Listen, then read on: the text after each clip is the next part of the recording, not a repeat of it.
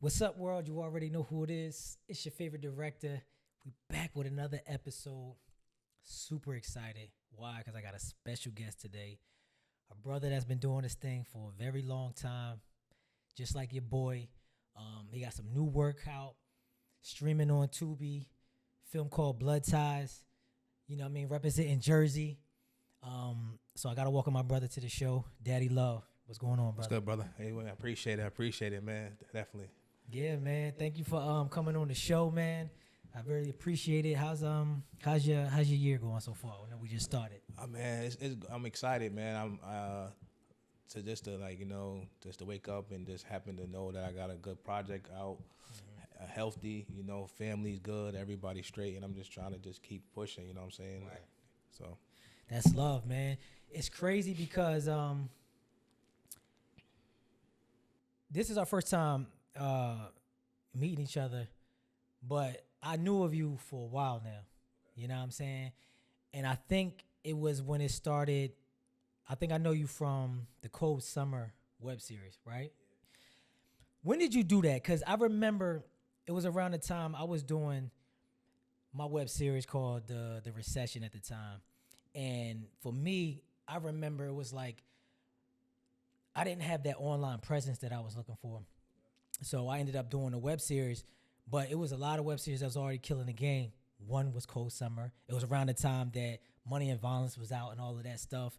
And I'm like, yo, it's cats in Jersey doing a thing. So how did that project come about, and what made you do a series at that particular time? oh man, it's crazy because I had this in the making since like 2015, 2016. Okay. But I just couldn't, like, I was doing so much, you know what I'm saying? So I'm like, eventually it's going to come, it's going, whatever, it's going to come about sooner or later, right? So 2017, I met up with some cats, and I'm like, yo, I'm about to start this series and something like that. Yeah, they let me know about it, you know what I mean? And then I just, in September, I had put out an ad, like, looking for casting. Right. Or whatever. I honestly didn't know nothing. I ain't know nothing about nothing. You know what I'm saying? I'm like, listen, I know how to work a camera. I know how to film, how to edit, because I've already been doing that. You know what I mean? So I'm like, I'm going to just try it out. And I had like maybe 20 people come out for my casting. Okay. And I just basically had this idea, Cold Summer. I didn't know what direction I was going. I was like, listen, this is about to Let's do. just do it. Let's do it. So I had shot my first scene was a funeral scene, right? The guy come home from jail. His father dies. I don't know why he died. I don't know why the people in the funeral home, none of that. So I'm like, yo, I just started just giving people roles at the end of the show. Like, yo, listen, yo, you related to him, you know this. And I just started gathering stories as I go, improving every day, improving, like thinking of scenes. Like, yo, listen, let's do this scene, and then that scene built from the next scene, and everything just was crazy how it happened, and it was like this. It just started to click. It clicked, like, it was crazy, and it's just like magical. Like, after that happened, like the first episode, I dropped my first episode. I filmed I casted from about a little bit before October. So I filmed the whole month of October to Thanksgiving. Like we just shooting scenes, and I'm like, yo, the Thanksgiving, I'm like, yo, we gotta drop on Thanksgiving. You know what I mean? 'Cause I know people in the house. This is the perfect time. It's a perfect time, and I'm like, this is gonna be my fuel to let me know, should I continue? Because this was all I had. Thanksgiving, we filmed Thanksgiving Thursday. I'm like, we dropping it. You know what I'm saying? I got it on YouTube. I'm ready. I'm showing a little trailer clips and stuff. Yeah. So Thursday came, and it went. I think I did like 150,000 views. I saw it was killing it. You know what I mean? Because when you're in that space, you're seeing what other people are doing. You're following the industry, you're following the trends, and that was one of the most popular web series that I seen. You know what I mean? Especially from Jersey. And I'm like, yo, this joint is doing crazy numbers. It blew my. I'm thinking like, I'm even gonna lie. I'm thinking like, I'm gonna get like 500 views, and then it's like, you know what I'm saying? I'm like, I watched it. I'm getting crazy shares. I'm getting people going crazy. I'm looking at the numbers, 150,000 views. Damn. I'm like, nah, this is bananas. So now, I'm like, yo. Did it spark you? Did it like? I'm gonna say. So I called the cat. I'm like, yo, we going to film tomorrow. Okay. Black Friday, we outside filming. They're like, yo, come on. So now I'm like, we filming I'm telling everybody like, when the next episode? I'm like, next week. So now that I put a time limit on it, so now I'm filming from Friday to the next Thursday with an episode 2, which we get to. We get to the episode 2. So then everybody like, the episode 2 was even more crazy. Like, yo, when is the episode 3? Locked in. Now we locked in. So now I'm like, yo, we filming again for next week. So everybody chasing like, yo, when is coming the next episode? Now we at episode 4. This is like, because I literally filmed the Thanksgiving so every week. So we like probably in December. Like, okay. So it snowed. I remember it snowed and it kind of put me a day behind. So I had dropped on a Friday. So people was like chasing for it. So, but then some way, I don't know what it was, but I had got this notification like the Urban Film Festival. Okay. So I'm like, I see all these big people I follow. I inspire. Huh? The one in Miami or the New York one? The New York one. The New York one. So okay. I'm like, Urban World, I think. Yeah. So I'm like, I'm inspired because I'm inspired to the game. I'm a student to this. So I'm like, Money and Violence, Respect, like all these big time direct, like from New York. I'm like, you know, I'm like, we only got 4 episodes. I'm going to internet. I'm like, I don't care. I'm getting into that. Yeah. And when I put it in, I got nominated for like 5 things. Ooh. And I'm like, yo, this is crazy. So we going out there. We gonna go see if we win something. We win. I win Best Visuals that one year of 2018. 2018. So because it was the following year for the contest. Yeah. So it was for the festival. For the festival, and only had 4 episodes. I only submitted 4 episodes. So 2018, I actually finished the whole season around May. Because the snowstorm, all this stuff started happening, so I had to slow down. It was like trying to do every week. Couldn't keep up. So we finished out 8 episodes. We did a grand finale. That's beautiful. We did a grand finale, and I did like a movie premiere. Okay. So I was like, for all 8 episodes? For the last episode, I made it longer. I wanted to make this one like super crazy. I wanted people to come to the movie theaters and see like how dope. Because I already had the fan, but it was crazy. I'm like, it's on. So I'm like, I'm gonna get everybody. I sold out this whole theater.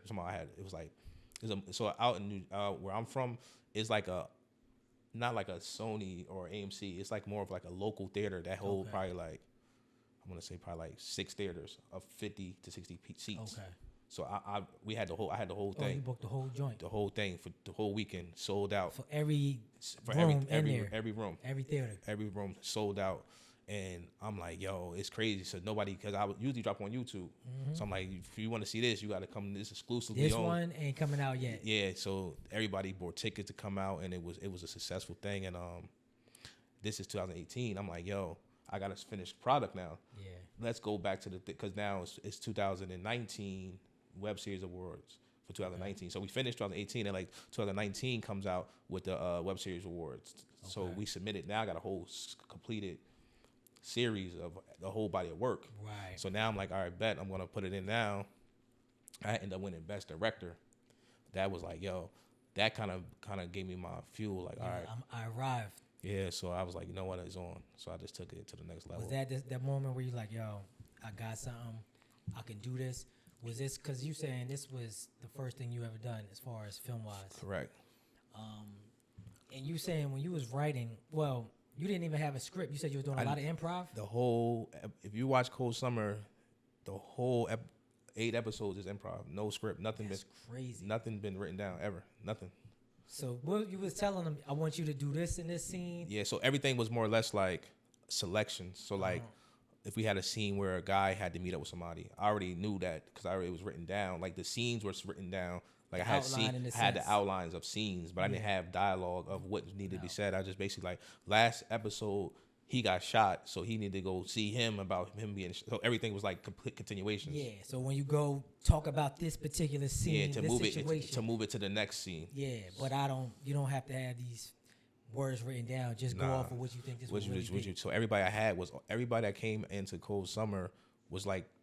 They was natural. They was like they played a role. Like nobody really was like not themselves. Okay. I had a girl that played like a snitch, but she's not a snitch in real life. But her character, she kind of like a funny type of person. So her character fit that role. Like so she played a good ass snitch. You know what I'm saying? Right. And it just everybody else role. They was hood niggas or females, whatever the case might be. Everybody was like that's the type of person they were. So if you knew the person. They act like themselves, so it wasn't like yo act like this. just be yourself, and this is what I want you to do. Everything else will pan out from there. Okay, so you having success with this project, it's buzzing on the internet. You winning awards, you getting respected in the industry. What's the next step from there? What did you decide to do? Like, where was you? Did you continue that on? If not, why didn't you? As far as the series. So what happened was, a lot of it was crazy. I'm directing 40 people.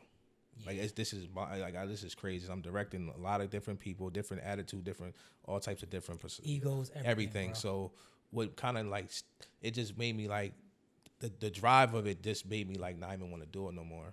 So then I was like out of it. I wasn't really always in it when I first got into it. So that kind of just steered me off to like I want to do something different. Okay. You know what I mean?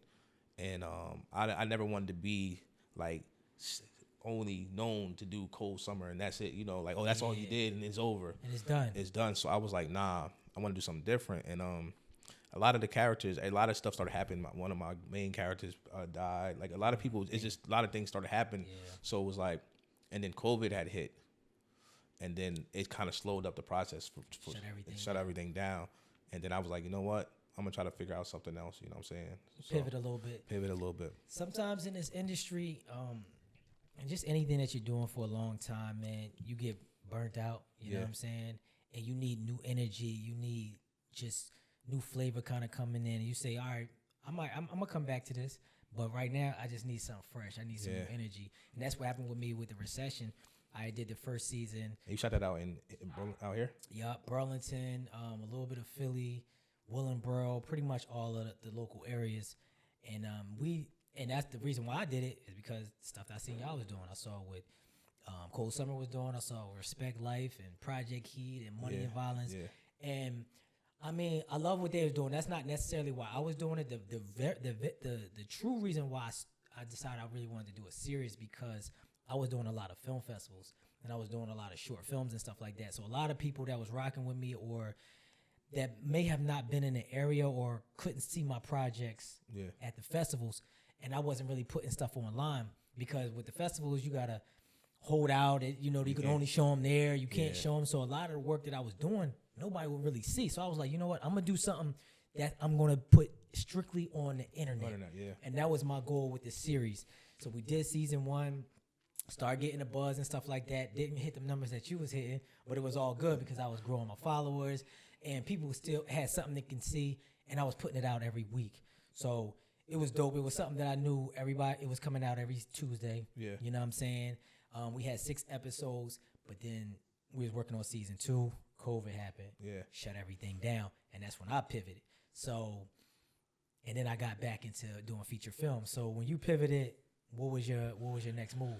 So what I did was, like I say, so I kind of went back into that. I started season 2 a little bit. I think I shot 4 episodes. Okay. And then COVID hit. COVID hit 2020. I was just like. Right, it was like this, like all right, it was over. Yeah. We already had shot 4. It was like I'm done with it, and then I had signed up for school because COVID hit. So it's like nobody ain't really doing much of anything, honestly. So it's like now I'm about to master. While everybody's locked in, I'm about to go crazy, learn everything I could possibly learn about filming. Studying. So I started studying. I signed up for school. I signed up for LA Film School. I did the online course, and it just learning. I already knew a lot of the stuff that they was teaching, but there's a lot of stuff I didn't know. You know what I'm saying? So I really want to the type of person I am. I want to know everything. I want to know it all. Like I want to know why this, or what's going to happen with this, or whatever the case might be. Because like I said, when I shot Cold Summer, I had no honestly nothing about film. I just knew how to operate a camera. Gotcha. I did weddings, and that's what I do for a living. I do weddings, stuff like that. Right. So I just knew how to operate a camera. You knew the visual side of it. Visual side, 100%. I was like, how do I put this together? How to from a technical standpoint? Nothing about it. Yeah. It just happened. It was just perfect timing. And like I said, I watched Money and Violence. Like I tilt my hat to them, like yo. And when I seen that they did something that was great, and I'm like, yo, I can do the same thing. I can do this. Let me try this shit out. And I tried it out, and it worked. And I'm like, damn, this shit fire. And I didn't think that it was going to be that great.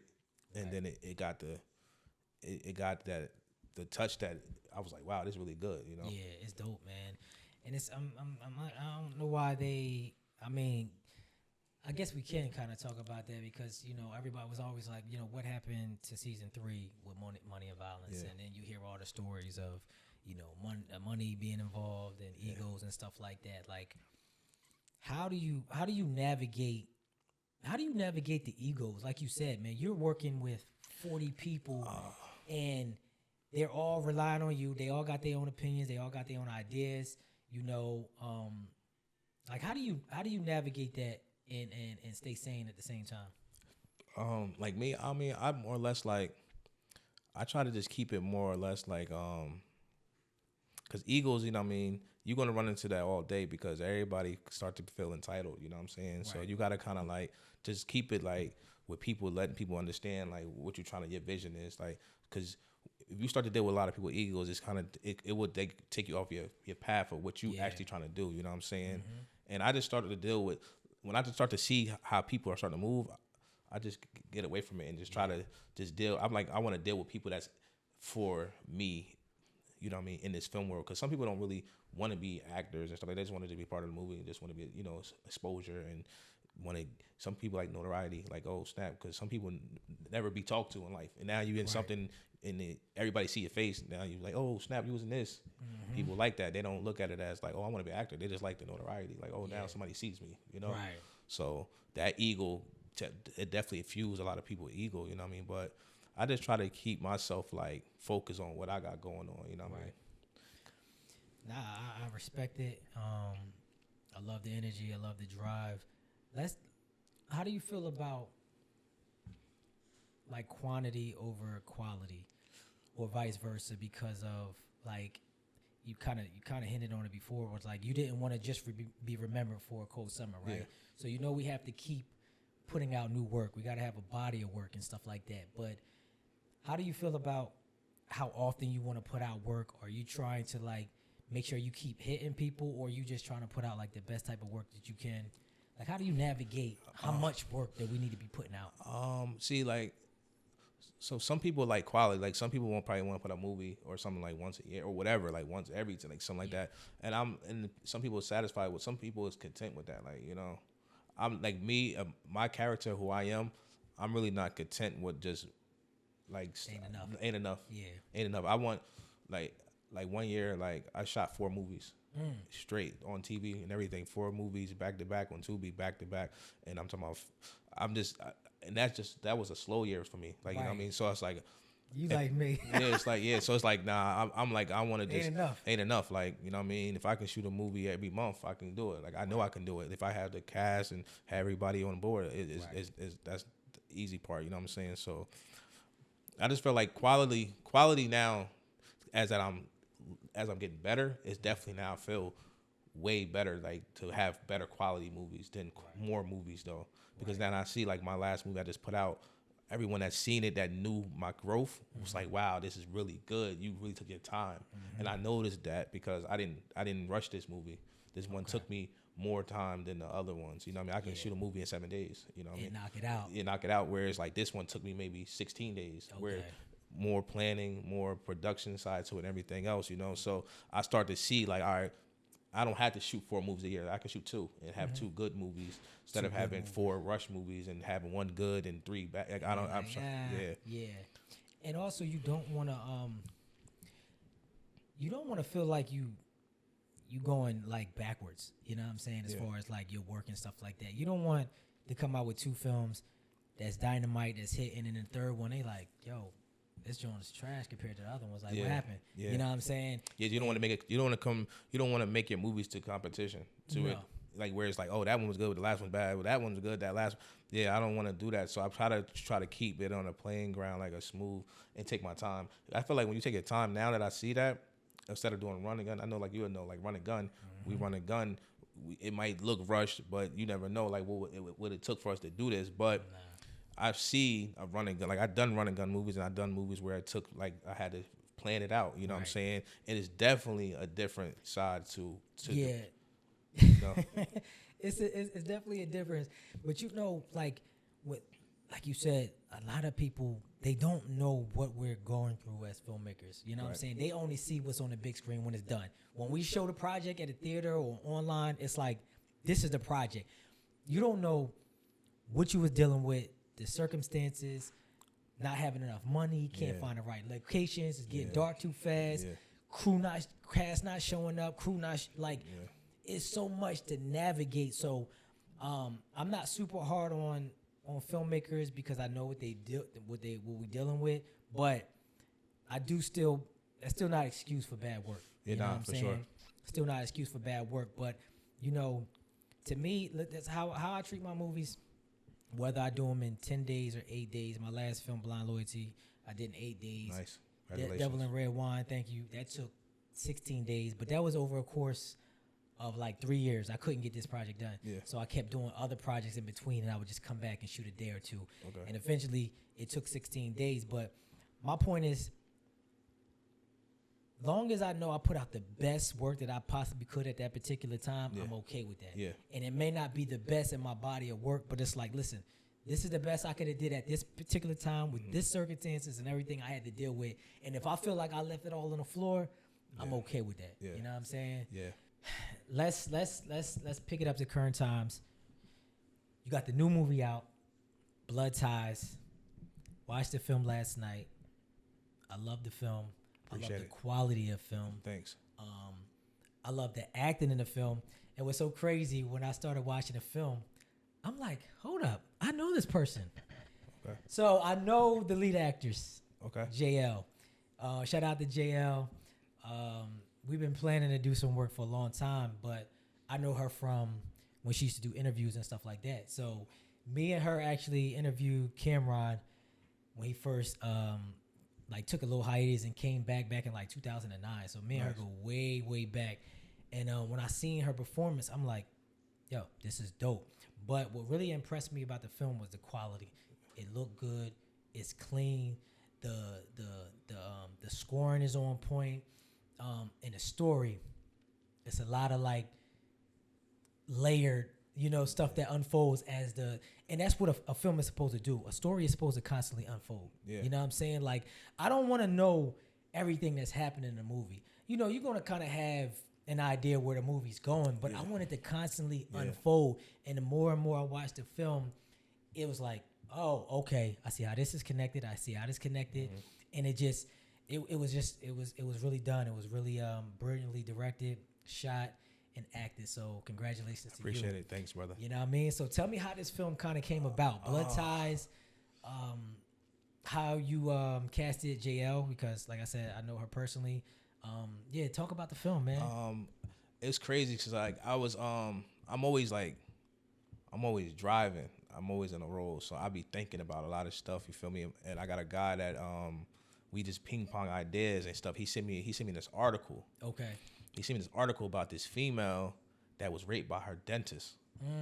So I'm like, damn, that shit is crazy. Yeah. So when I read it already, filming, I'm like, damn, this is a movie. It's done. It's a movie. I say it's a movie. So I'm like, damn. I'm just brainstorming. I'm like, yo, I got to figure out how I can make this shit crazy, though. Okay. So I just started, like, ping-ponging ideas, and writing them down, like, all right, this and that. And it just didn't. When I was casting, it was supposed to have been a female. She found out, she finds out that she was raped. Okay. And then it's like her brother. She come out and find out it's her brother, or whatever. Okay. But then I wanted to add some. I wanted to just go over some crazy. I wanted to go over top with him, like, because I didn't want it to be, when I cast, I wanted to cast the white dentist. Okay. Where I was like, yo, the white dentist gonna match the father of the lead guy, but the lead guy has to be light skinned. So it all works. You feel me? Because I had a lot of people that wanted to play the lead role, but it was dark skinned. I'm like, nah, it's not gonna make sense. It's not gonna work. It's not gonna work. So I'm not like, with the dentist being white and stuff like that. Yeah, so I'm like, you know what? I gotta match it so it can unfold super dope. You know what I'm saying? So once I had got this guy's named David, super dope. He's from PA. Okay. He came out, and his demeanor. He wasn't like I see, like I'm from the urban area, so like, if you know what I mean, like, black men, they have a stigma, like, you just know, like, all right, this he's from the street. So his demeanor wasn't street, which was perfect. I'm like, he's perfect. So I had to like kind of like talk him into like what type of character he was, because he just didn't fit, like his actual persona didn't really fit it, but I had to, but then it did fit, because I'm like, yo, this is perfect. Stay like that. Okay. Because that means like I wanted people to make him seem like he was like not a masculine man type of thing. Especially when you find out what's going on, it's kind of like you wouldn't really suspect it coming from him. Coming from him, Yeah. He seemed like he was like a good, loving husband. Like he comes off like that. He loves his wife, you know. Yeah. And I was like, when I'm writing it, and then honestly, this is my first movie written. This is my first movie I wrote. Okay. So this is my first movie I wrote. Just graduated school, and I'm like, yo, I'm gonna write this movie myself. And as I'm writing it, I'm actually writing it for plot twists every time. Okay. So like I'm like, all right, this is gonna be the first. I wrote 3 plot twists throughout the movie. So I went into the first plot twist, and I went to the second plot twist, and I'm like, all right, cool. And then I went to the third plot twist. So when I had a movie premiere, when I literally sat in the movie premiere, I literally watched everybody react to my plot twist. I knew for a fact that when you get the first plot twist, you're like, wow. The second one, wow. Third one, wow. You know what I'm saying? So you already kind of came in mind with these twists, like as you was writing it, where it's like, okay, I want to have these plot twists, X amount of them. Yeah. And I want at a certain point where they're going to shift the story.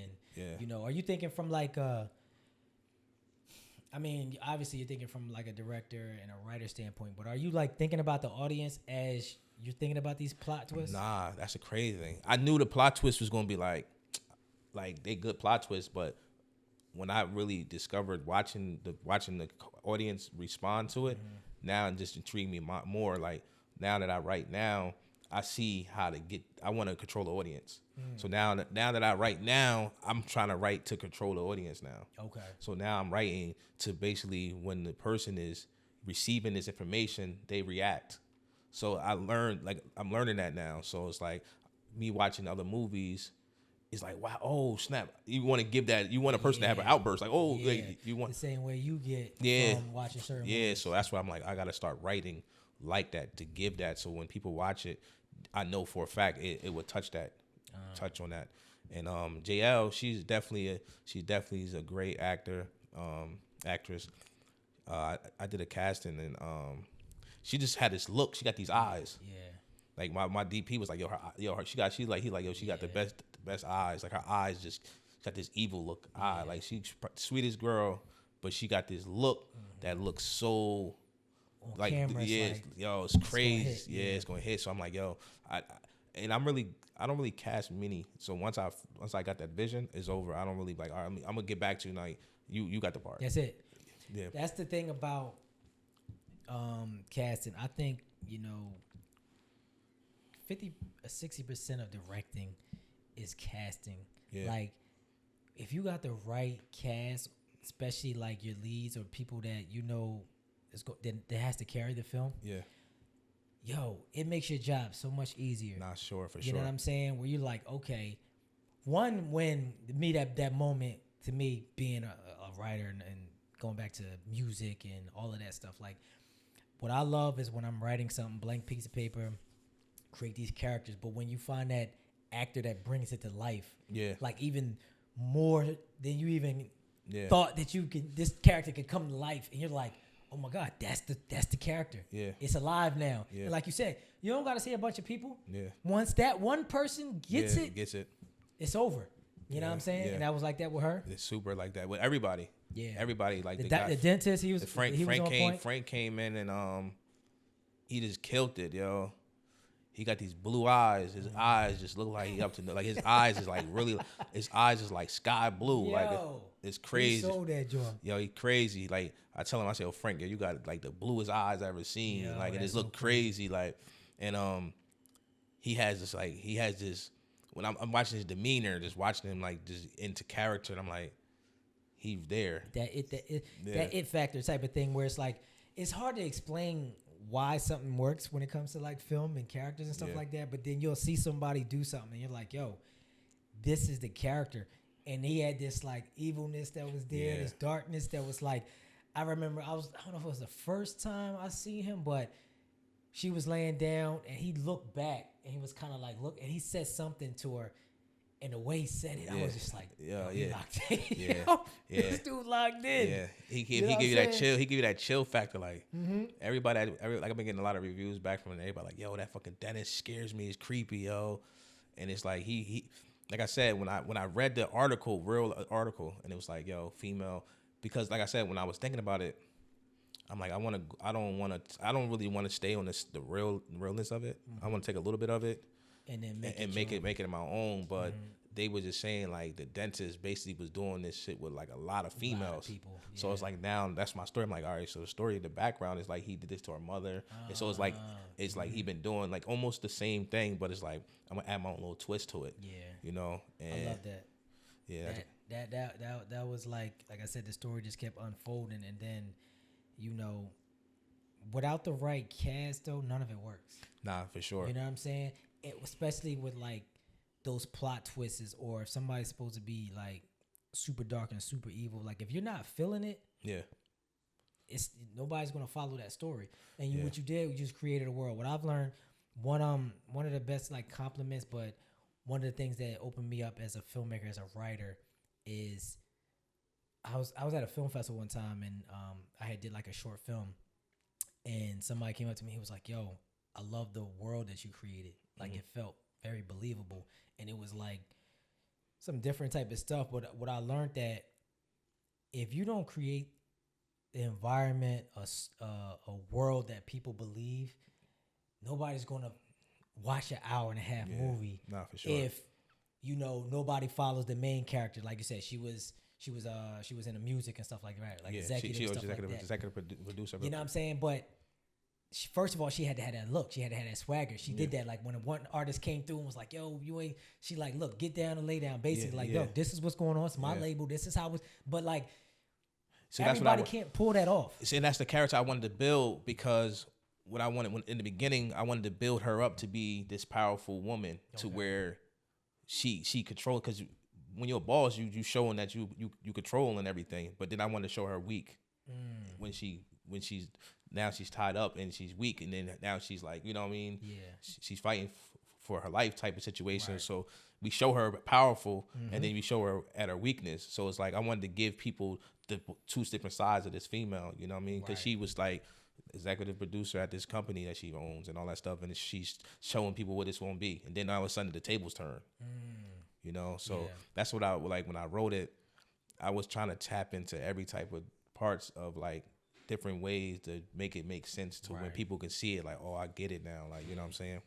So when it came to the process of the film, how long did it take you to write it? How long did it take you to film it, and put it together, from like the beginning to the end?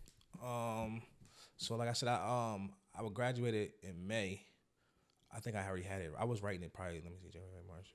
I probably was writing it before May, so probably like April I was writing it. Okay. And then as soon as I graduated, I graduated in May. I came back, hit the ground running. I started filming like May. I graduated May 2nd. I probably started filming like May 6th. So I got back from LA. I got back. I started filming like that Monday. My first scene. Everybody first came to the house. We shot in Atlantic City. I had rented this Airbnb, and I'm like, yo, we gonna run all the house scenes in there that night. Okay. All the house scenes. Now I had a scene that was supposed to be like a tied up scene where they was supposed to be tied up. They supposed to be tied up from back to back like that. But when I shot it, I was more thinking about the cinematic side of it. I had bought a dolly system. I go around them in like the 360 dolly. So what I was gonna do, my DP was supposed to do was while the JL's talking, the camera's on her, but when it comes to him, he's supposed to swing it around fast to drop on him, catch him, which was gonna be a crazy effect. Yeah, that was sick. The lighting, so how the room was set up, I had it was a window. It was in the garage. It was one window. So I had to put a light outside. I had the light shine it in, but it was casting a shadow as the camera was spinning. Oh, you could see the camera moving. You could see the camera moving, and it was hard to get this lighting correct. Like the shadows was it was bad. So I was like, I ain't like it. The demeanor, it just didn't sell. That part would have looking for, yeah. It wouldn't. That would have made the movie crap. If you'd have seen it like that, it was horrible. Okay. It just didn't. It didn't sell. So I'm like, we had to go. We scrapped it. We back again. Then I'm like, you know what? We're gonna make y'all face to face. And then I had created I had the lantern light above to give that raccoon eye look and all that, and it was fire. I'm like, this is it. I got it. It just was like perfect. And then because I had to shoot there, we had to go back there twice. I was about to say, was that the same day when you got it right, or you went back? Yeah, I went back another time, so I had to rent it again. Like we just went back there just to shoot the garage scene over. Okay. So we wait till it got nighttime and reshot that scene. But that was like one of the first days. Like I was like, yo, this is gonna be fire because I see them working together. Like, you know what I mean? Right. Because I'm like a different type of director. I kind of cut a lot of things out, but I'm learning to add back in. Okay. Like table readings. Okay. Or audition, whatever you want, where they sit down, they go rehearsing. Nah, I don't do none of that. I go straight to the movie. You go straight to it. You like I go straight to the movie. So it's like I'm not gonna know how they're gonna act until they get to it, and if I don't like it, then I might scrap it. Yeah.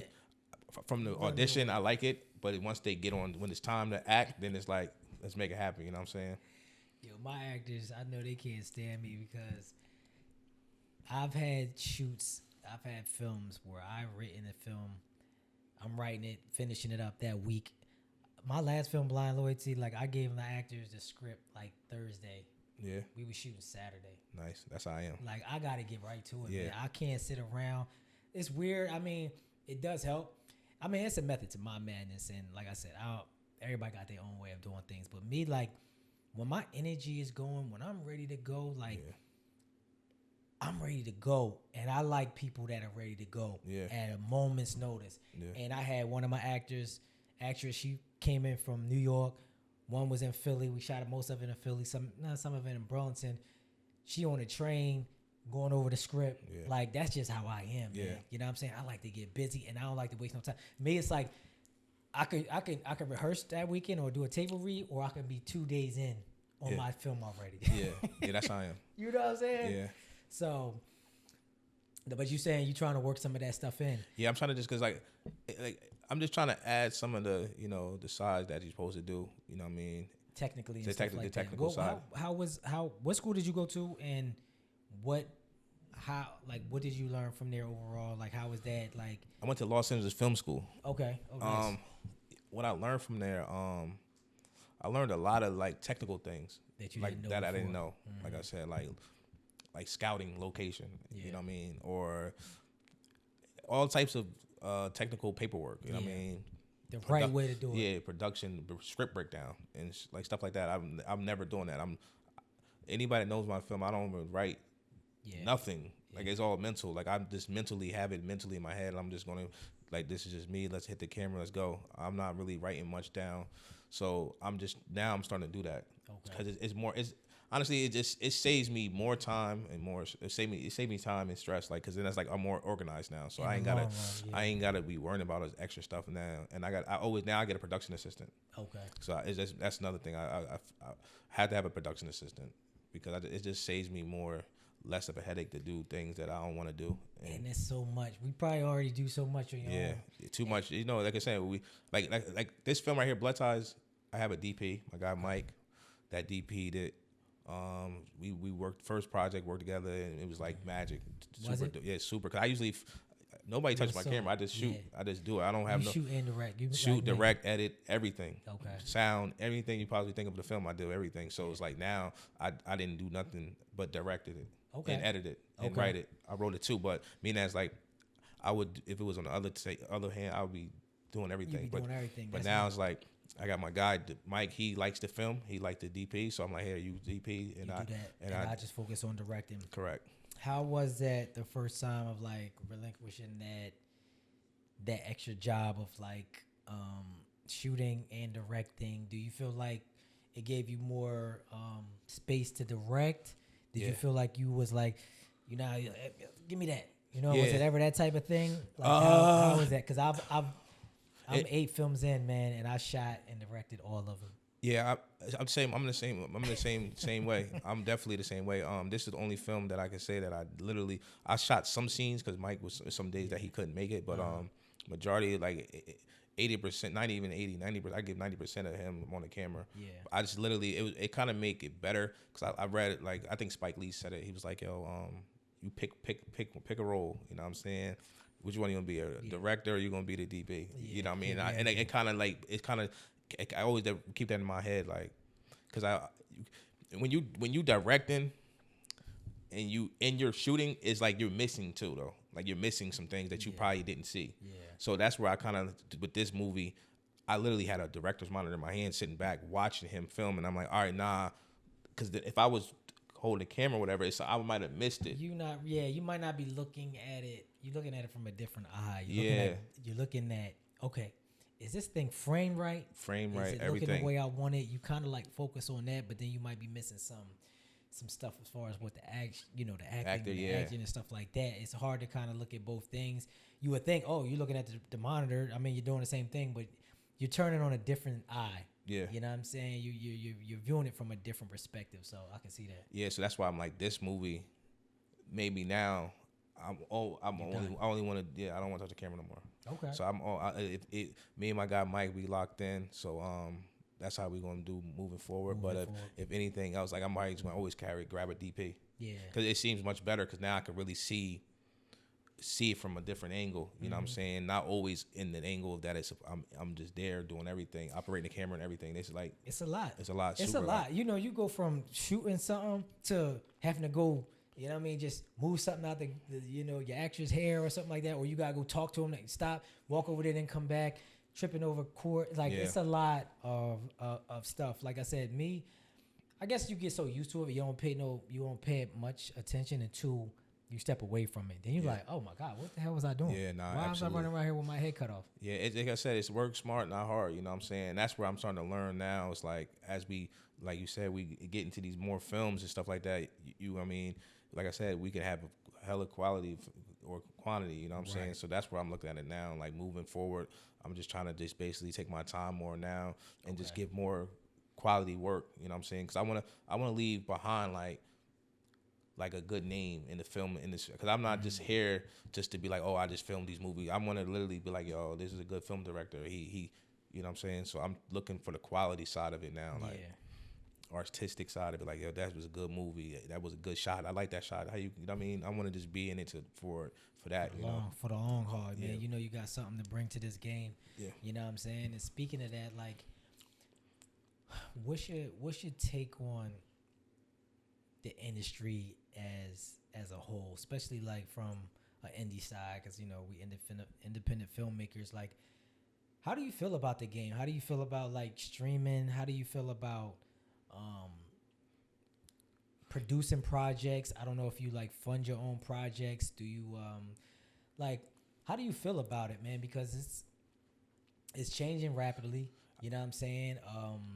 You know, it went from like, you know, doing stuff on online web series and stuff like that to now having stuff on like Tubi and stuff like that. Like, how do you feel about that? And are you trying to take it to more like a Hollywood mainstream level? I mean, you get your stuff out there, but I mean, the goal is, is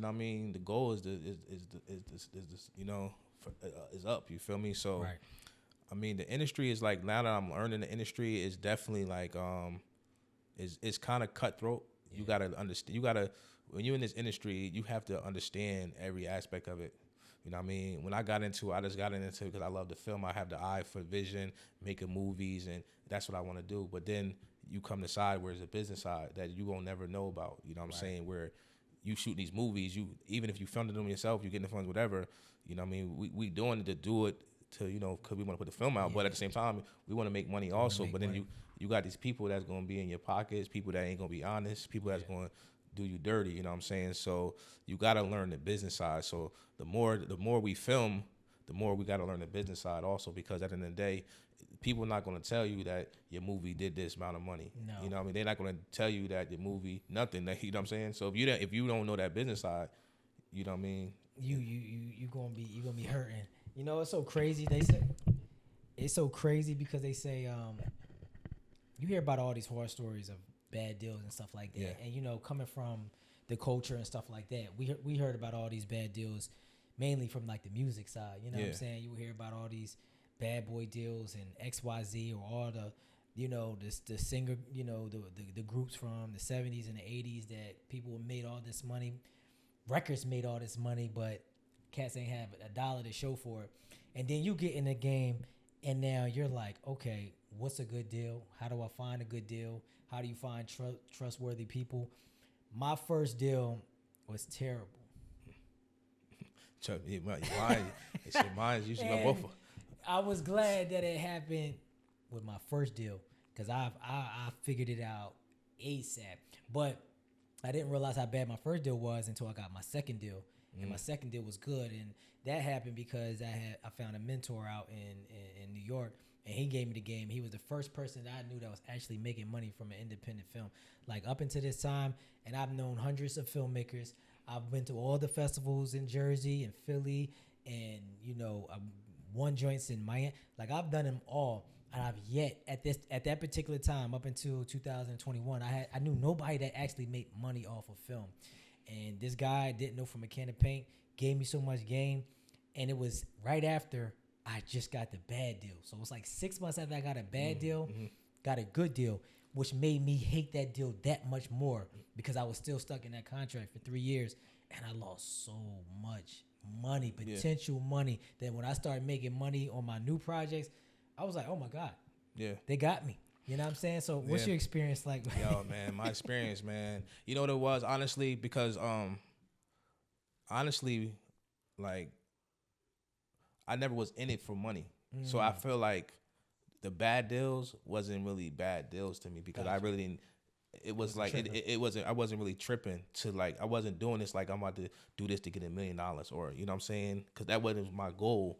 So my goal was like I need people to know who I am. I need people to see this. I need people to see this because I know the person I am. I'm gonna fund. The fund's gonna come. I'm not worried about that. I need the people to see who I am. Who's Daddy Love? Who's this director that everybody talk about? Cole, something, whatever this case might be.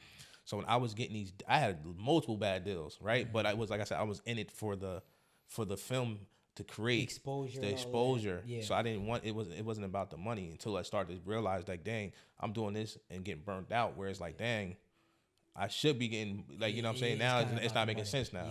Now I got to figure out this business side because now what you mean 80-20 and I ain't even getting 80. You know what I'm saying? Like, or whatever these deals that these guys are throwing at us. And that's the thing that as independent filmmakers, like it's like we have the, like you said, back to the music, we are the move. We put in our mind that someone else is the power move for us, and it's not the truth. We get blinded by somebody telling us like when we're already independent. We control the power. So why give somebody else our power to dictate what should happen? So at the end of the day, as independent filmmakers, we don't understand that. So we be like, all right, here we put our trust in someone else when we already can do it ourselves. We don't know that though. Right. And that's come back to the business side. We don't take the time to learn the business. We don't need nobody. We just is independent. We already starting. We already doing it. Already doing it. You know, all we got to do is figure out that side of it, because like, and put more time into figuring out that side, the business side. Because, I mean, nobody taught you how to make your first movie, your first series, but yet you got it done. You know what I'm saying, on a muscle. So if you could take that same energy to get a film done where people have to go to school, which you ended up going to school, but like the stuff you did even before that, you learned on your own. Yeah. So we need to start taking that same energy and applying it to the business side. So it's like, okay, well, we don't know what a good deal is. Then we need to figure it out. Is. We don't really know how to generate money, but we need to figure that out. We have to start going just as much as we put in, just as much as we putting into the art. We got to start figuring out the business side. And if you don't want to do the business side, then you need to have a partner, somebody that's around that's going to do that aspect. Because it's no excuse, like you said. If the marketplace says this is not worthy or nobody wants that, that's one thing. But if you put out a project and it's obvious that the world wants it, people are seeing it, they're streaming it, they're loving it, and you're the only one, the person that made it is not benefiting from it, that's a problem. Absolutely. You know what I'm saying? That is a problem. And like you said, whether you in it for the money or not, usually we're not when we first come into the game. But at some point you realize that, no, I'm not really in it for the money, but nobody else should be banking on my money. Then if I ain't like it has to make sense. And because like I said, I had Cole Summer on YouTube. I didn't care. No. It wasn't about the money. It was free. I didn't care. But then it's like, to know that it's making money and I'm not making money, then it's a problem. Now it's like, hold up. So it's actually generating money, but it's not coming to me. Yeah, that's a problem. You know what I'm saying? And like I said, being independent. When people think independent, people think like you don't have no access. Like they think you don't have no connection. So they be like, oh, come over here. We can get you on this platform. Yeah, yep. You know what I mean? Not even, like I said, we ain't doing our due diligence to learn the business side of it. Yeah. And it's like, now that I know, like because I was looking for distributors. Like when I'm like, yo, I need a distributor. But it's like, for what? Yeah. For what? Like, yeah. You can get it on there. Yeah, I don't need them. For what? You don't, yo. And you'll find out that there's so many different ways to get your stuff wherever you want, however you want.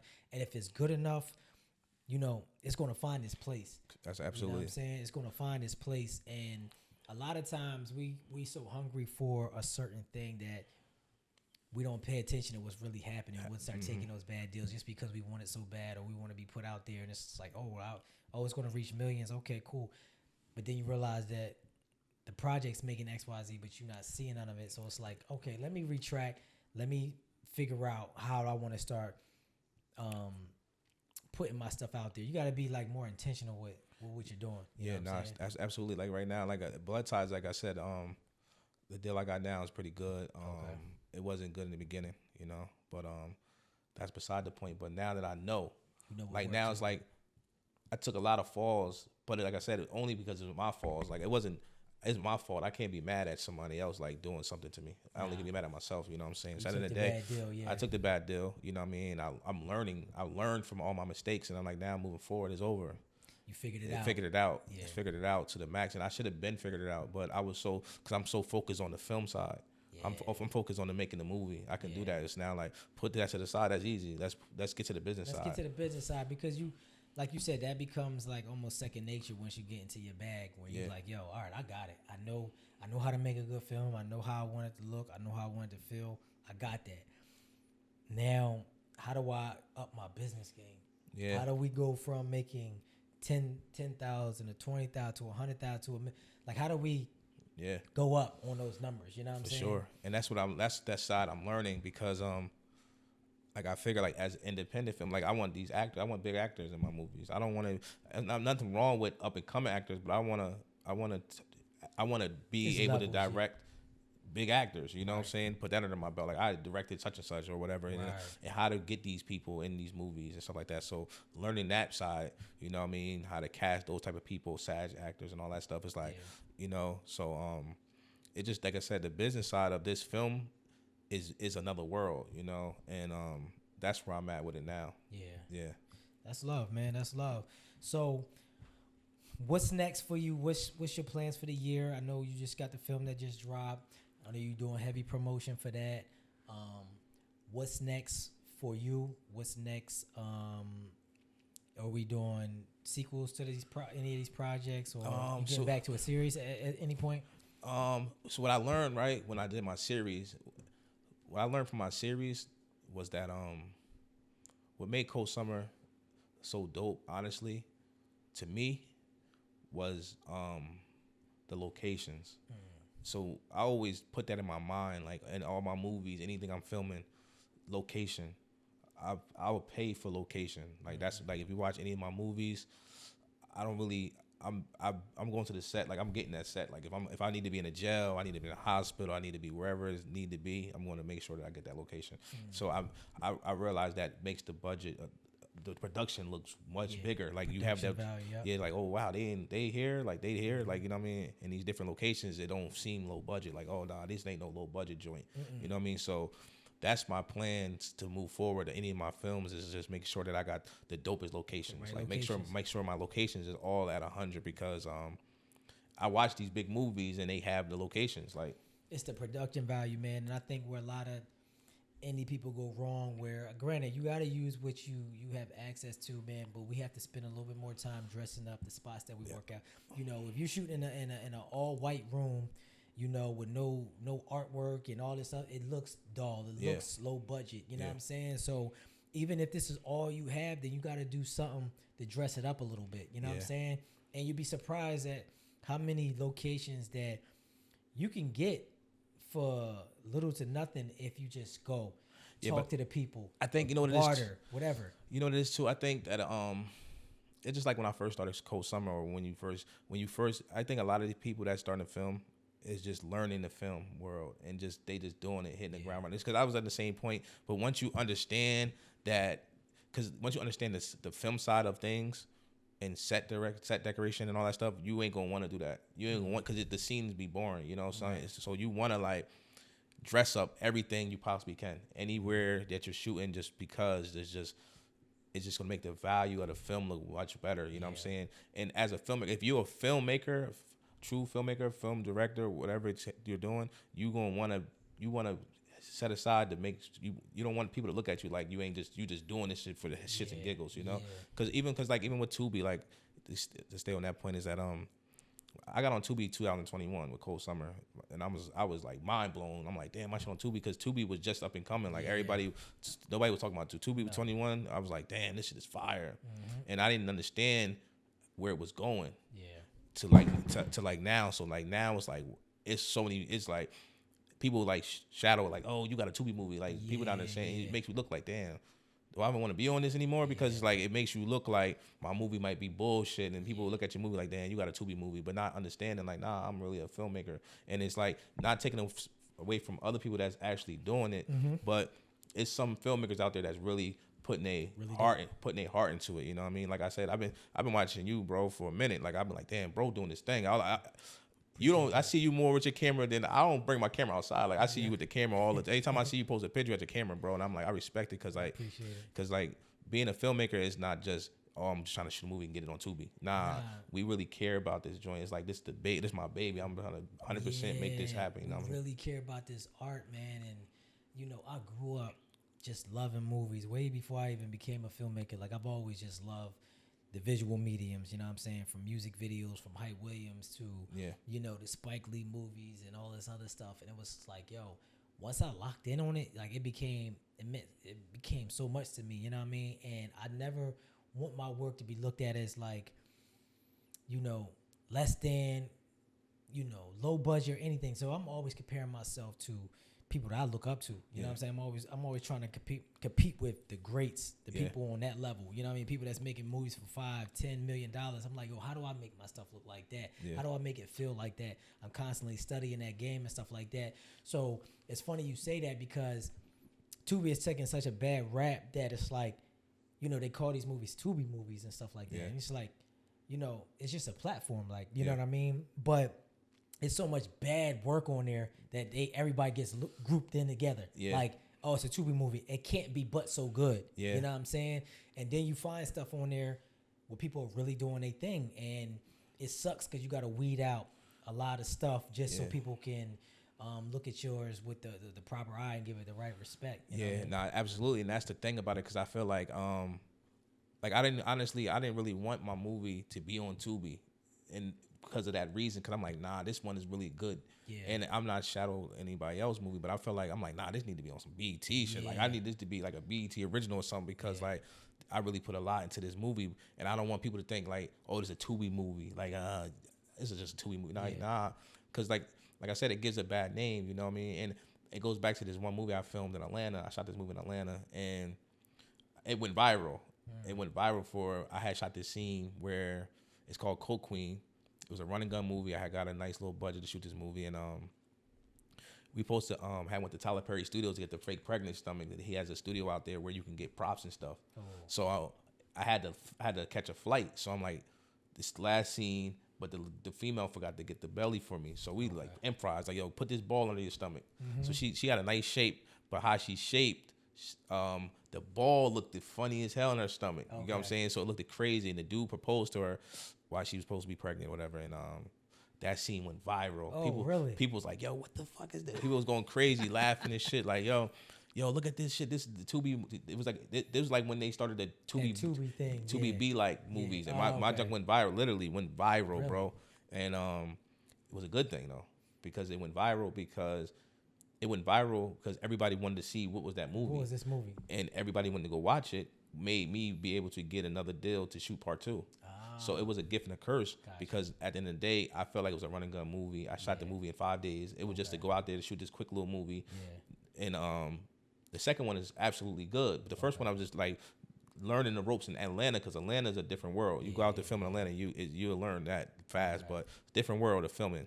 But it just went viral, and the distributing teams, they was like, yo, listen, we need a part two. Everybody want to see part two, like make a part two to it. I'm like, all right, bet. But I just see what can happen when you do something bad. You know, people would tear your movie up like, yo, you got this. And it'd be all over the place. All over the place, and it's like they look at us not to be like filmmakers. You know what I'm saying? They think it's just like, oh, we just grab the camera and we just got some people and yo, just shoot this shit and keep it pushing. Because it's some movies like that, whereas people sound design, people get hit in the head with a pan and it makes a cartoon sound, all this crazy stuff. Because I get it, people want to make a movie and I get it, but this is a real thing, man. Like let's save that for YouTube and stuff like that. Like I want filmmakers to start getting more into their bag, man. Yeah. Like, and I'm okay if your first movie is like that, but if your third or fourth movie is still looking like your first movie, that's a problem for me. You know what I'm saying? Now I'm judging you. Yeah. You know what I mean? Like I'm keeping it real. Like I care about the game too much. I care about the industry. I care about the people that paved the way for us. Yeah. All of that stuff means a lot to me. And I'm serious about what I'm doing, so I don't ever want to be lumped in to what everybody else is doing. You know what I mean? Especially when they got from a negative standpoint. You know what I'm saying? Before we get out of here, let me ask you your thoughts on like gatekeeping. You know, a lot of towns, a lot of spots, whether you're in Jersey and stuff like that, be very cliquey. A lot of people say that about a lot of areas where, you know, cats don't want to do a lot of building with other people, other filmmakers and stuff like that. Like, how do you feel like that? Like, how do you feel about that as far as like, you know, we all trying to get to the same spot. We all trying to grow as an industry. And a lot of times people might hold on to information, resources and stuff like that. Like, what's your take on that? I think more or less it's like, I never think the industry was like this, you know. And I'm gonna get to that answer, but it's gonna go to what I'm about to say about this. It's like when I first started filming, used to get on YouTube, you couldn't find nothing about, you couldn't even find out how to even set your camera up. Yeah. Like in the beginning, so you had to know, you had to just know, like you feel me. And now that this industry had opened up to so many people learning how to filmmake, learning YouTube and however they learn it, right? It goes that people feel like their spot might get taken. So I started to see like a lot of filmmakers, a lot of directors, whoever, they don't want to sell the sauce or even share the sauce because they feel like, you know, director, when people think of director, it's you're the head of the show, right? But no one wants to be under. Nobody wants to be the second person. They want to be, you know, if we all came together, it doesn't matter. Right. And my guy told me like, yo, look at the credits. It's like it's a million people in the credits. Oh my goodness. You know what I'm saying? He says it takes a million people to make a movie. Like it takes a lot of people to make a movie. You know what I'm saying? And once like people in our area get that in their head and understand that, because I just feel like a lot of people just don't want to be outshined or whatever the case might be, or scared that they position might be compromised. And in this industry, I don't look at it like that because I can be a boom operator. Yeah. I can be I could be whatever. It doesn't matter to me as long as we win. You know, I'm just worried about winning. I don't really care about, as long as I'm on a team, I win, we win. A win is a win. We all win. Yeah. You know what I mean? So even when you think about basketball, people that sit on the bench, they probably never get in a game, but they get a ring at the end of the year. At the end of the day, when the season ends and they all win, they get the ring. You know what I mean? So he doesn't get look different. He's still on the team, you know? So he might have helped getting water for everybody. You needed that person, you know? So I'm really more or less like, that's why I'm like I said, like I got my guy at DP. Like I'm learning, because it wasn't that I didn't want a team. It's just that no one would want to work. Nobody would want to work with you. Like nobody want to put aside their pride and say, yo, I'll come along and be this person. I'll help you out. Because I feel like we create, like I said, my guy is a DP. He's a creator. Creators, we going to, two heads together makes a, you know, going to make a crazy, you know what I'm saying? So I figured like if everybody put aside their pride and ego, I feel like it's too many of us out here that's dope as hell. Like for us to be talking about like, yo, this person got this over there and this I get it. We all have different production companies and different this and that, but yo, we all trying to win. Yeah. You know what I'm saying? We like that's all together. Listen, we all about to talk about the win, and it's like I'm okay with going down to be whatever. It doesn't make a difference to me. Somebody else. Because I might know something that you might not know, and you might know something that I might not know. So at the end of the day, we need each other. Period. Exactly. And you bring in, you don't know how much stress you taking off of somebody by knowing as much as you know and coming on somebody else's set and just being there in general. You know what I'm saying? Yeah. Like, I've been on a lot of sets where, I do my own productions, I write and direct my own films, but I might come on somebody else's set, like you said, hold a boom pole, or you know what, let me just, or I help DP other projects, or just be around. Like, you know what, I know what you're going through, so let me just, whatever you, sometimes I come on saying, yo, whatever you need me to do, I got you. You know what I'm saying? Like, I ain't tripping on nothing because I know it helps just having the extra pair of eyes. You know what I mean? Just somebody that got the knowledge, and you know, and I'll be like, yo, I ain't even tripping. Yo, I don't even need nothing. Yeah. Like, let me just be, let me help you out. Cause it's just doper though. It's just a doper situation, bro. That us as black men doing something positive, period. You know what I'm saying? That we ain't out here on some bullshit. We ain't out here making havoc. We just doing something great. We leaving something behind that people gonna be like, yo, dang, I did this. You know what I'm saying? Like movies that we grew up on that we were like, damn, this is one of my great movies. You know what I'm saying? And we feel like I'm about to create me a movie that's gonna be somebody's favorite movie when they let their kid watch. You know what I'm saying? So I just feel like it is a lot of gatekeeping, and the only reason why I feel like that is because people get in a position where they feel like their position might get taken, and they scared of that. So if security in your spot, nothing would matter. Yeah. You know what I mean? Nothing should. Your spot is whatever is for you is for you. Like ain't nothing that's gonna take that from you. And if it's somebody else get that spot, that wasn't for you then. Exactly. Then it just wasn't for you. And it's so weird with the gatekeeping thing, like you said, because what I've learned that everybody got their own thing. Everybody got their own style. Yeah. You know what I'm saying?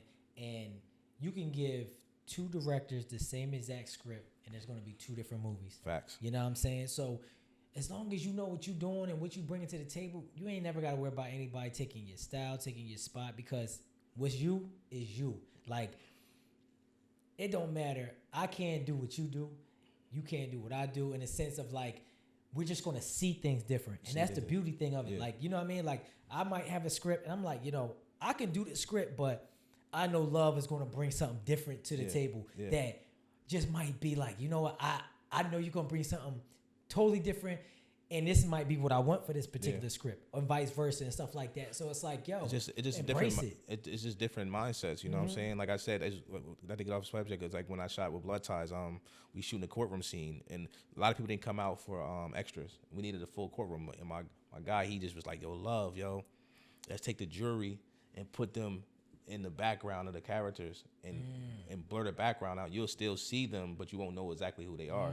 And it gives, when you show that shot and you've seen it, literally those are jury people. Oh, that's you know what I'm saying? So use the same people. And it's like, damn, I didn't even think about that. But just having that extra person on set was like, have that extra person on set that had that to know, like, to that technical side of it, like, yo, do this. And I'm like, damn, that was fire. Yep, and it worked. It worked. Yeah, it worked. And that's the thing about being in a film, is art. It's like, yo, I realize one thing, and back to what we was talking about earlier about people, other movies. I realized that you can't never say art is art, and you might have two people that might like your movie, and that's because it's subjective. It's not. No one could say something's wrong. Like, you know what I mean? Even if it is horrible, it's horrible, but it might be art to someone else. You know what I'm saying? Like, yo, so it's like, I love the grittiness of it. Yeah, so I feel like everything is just like an art, and it's like, don't beat yourself up, you know what I mean, about it. You know what I mean? As long as you get the project done. That's it. I mean, I feel like as filmmakers, our job is to make the project, and then after that, it's for the world to see. Yeah. It's for the world to digest. Yeah. You know what I'm saying? Like, I used to be so caught up on like, yo, I need everybody to like this or like that or like this scene. And then I realized it was certain projects that I thought it was so crazy, because I had projects that I thought would kill it. And then I thought I had other projects that were like, okay to me, and the audience loved.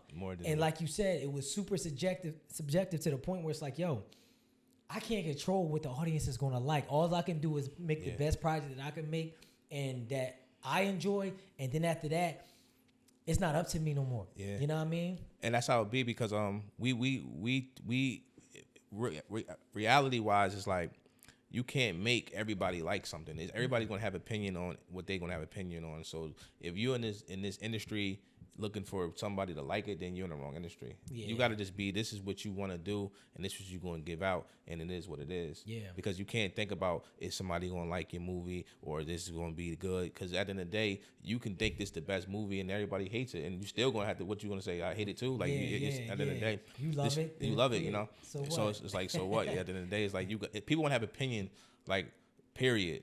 It's going to be good or bad. It is what it is. Yeah, nothing you can do about that. And what I also learned about, like, how I treat my projects, how I treat dealing with, like, the audience and how people feel about it and vice versa. What keeps me sane, in a sense, you know, like, you got to think about the process of filmmaking. You know, from the time you write it to the time you shoot it to the time you edit it to by the time that the public sees it, you might have been 7 months into this project, right? And by the time the public sees it, then when it comes to streaming, by the time it's in the can and it's done, it still might not be 3-4 months until the audience sees it, right? Well, how fast I work, I'm already on a whole nother project. Yeah. You know what I mean? So when I tell people, yo, I seen your film, you could have did this better, you could, and I'm like, yo, you right. Mm-hmm. I'm already doing that on the next project. Yeah. The thing you said I could have did better on, I'm already doing it on the next project. Yeah. So by the time the audience gets the project, I'm already on to a whole nother project. So I'm not like too one way or any way with it, because it's like, yo, I'm already on to the next thing, yo. Yeah. So you're not waiting around. This is y'all. Yeah. This is y'all. Y'all can dissect it. Y'all can eat it up. Y'all can take it. Y'all can hate it. Y'all can love it. I'm okay either way, because I'm already on to the next thing. You know what I'm saying? And it's not holding you back. So it's like, it is what it is. Whatever it is. And that's what I'm saying. So if I said, like, if you're into this film making world, you can't be in it for likes. No. Oh man, you ain't gonna be able to. You ain't gonna survive, yo. You're not gonna be survive, because everybody, I see it all. Like, not even just I see how people, the internet is, people sit on the internet just to go crazy. Yo, just to go crazy on you. So for you to just, you got to take constructive criticism. Like 100%. If you ain't better to take it, then you're in the wrong world, because they're gonna tell you everything about your movie is horrible. Oh my gosh. Or anything they could think of to try to just beat you down. And it's like, if you let it happen, then it's like, that's not the industry for you. You ain't gonna survive. That happened to me with my latest film, Devil and Red Wine. It was a lot of reviews that was going on online, which was like the first for me, like seeing people really have like full-fledged reviews of your film. But this one guy, I don't know who it was, but he has a big platform, like hundreds of thousands of, followers and stuff, like, and subscribers on YouTube. And I happened to, like, I was looking for something about my film on YouTube. So I just typed in the film and reviews, and this big review came up where this guy reviewed, like, he was watching the whole movie in real time, and he was reviewing it and stuff like that. And I mean, it was parts of the film he ate up, like, why would you do this? How this don't? Was he a filmmaker? He wasn't a filmmaker. It was like a full-fledged, like, a streamer. He's a streamer. Just a streamer. But he didn't, like, he liked the film, like, but it was certain things that he ate up. And to your point, if you're not built for this, if you cannot handle not just the good but the bad, you would be like, I would have been, if I couldn't handle it, I'd have been in the corner somewhere. Yeah, you know I just seen like before I got up here, I seen someone in one of the Tubi groups, and someone was like, yo, watch Blood Ties, 10 out of 10. And the lady was like, so predictable. And I'm like, I said, there's no way in hell you predicted that. Nah, yo. I'm like, no way. You know what I'm saying? Yes. Yeah, because it wasn't. It's impossible for you to say that it's predictable. Yo, I had somebody say that to one. Like, and it's so, and that's the thing what you said, where you can't win anyway. Yeah. When you might have 10 people say, yo, they said that about my film. They was like, yo, I didn't see the twist at the end. 10 people, I didn't see the twist at the end. And then I had one person say, oh my gosh, that film was so predictable. Yeah. And I'm like, 10 people said it was unpredictable. They didn't catch the end. And this one person, it was just like, I saw it immediately. And it's like, yo, that's how you know. You can't fight the internet. You can't. Man. And it's like people is there just to throw a rock, just to be different. To tick you off. And it's like, whatever. Yeah. If that's what you think is impossible, because it's like, it's not even, it'd be cool to have some truth to it. But like, come on. Like, nah, it's no way. That's not it. that wasn't it. That wasn't it. Oh, man, this industry is funny, man. Yeah, but man. What you going to do, man? So, let's give, how can people find you, man? What do you want to leave the public with? Yeah, close this out for us, man. I mean, I go by Daddy Love. That's my director name. You can find me on Google. Search me up. I'm on Instagram as Daddy Love.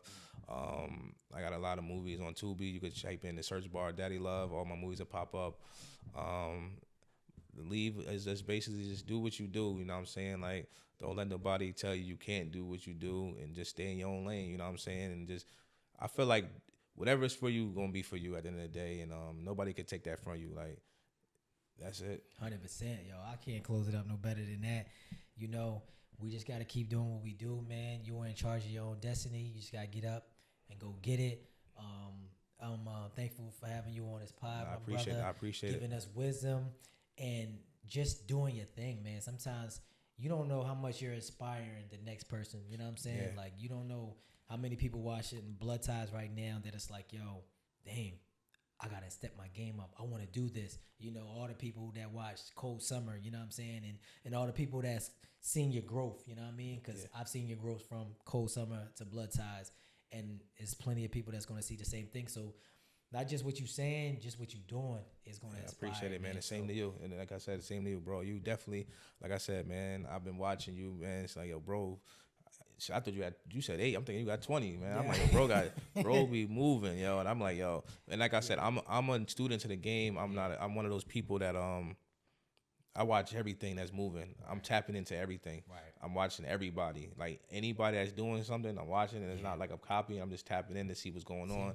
And then I see what's going on, you know what I mean, from afar, and I salute, and I never take away from, even if I was like, yo, I follow the step behind. I let cats know, like, yo, listen, man, you inspired me, or listen, you encouraged me to do this, because now we mirrors ourselves, you know what I'm saying. Absolutely. And at the end of the day, it's like, you have to see it, you know what I mean, to be like, all right, I can do it too.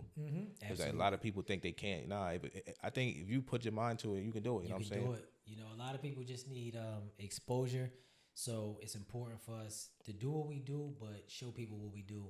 Yeah. And to get on stuff like this and platforms to talk about it and get a game, man. It's, you know, like you said, a lot of people don't know because they haven't been exposed to it. So we have to do our justice. We have to do our thing to show people the business, show people the behind the scenes of how we move. Yeah. And more importantly, just to keep moving forward, man. Just to see somebody to keep going and keep progressing is enough for some people. You know what I mean? It's a fact. It's a fact. So I appreciate you having me on the show, man. Definitely, man. And stay blessed, man. Absolutely, keep it pushing, man. Yeah, man. Let's stay tapped in, brother. Definitely, man. Go watch Blood Ties right now. It's one of the most popular films on Tubi right now. Super dope.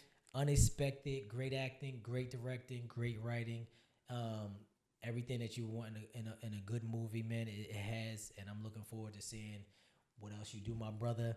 So yeah, y'all tapped in, lock in, and we're gonna see y'all next week, man. We out of here, all right? Peace, man.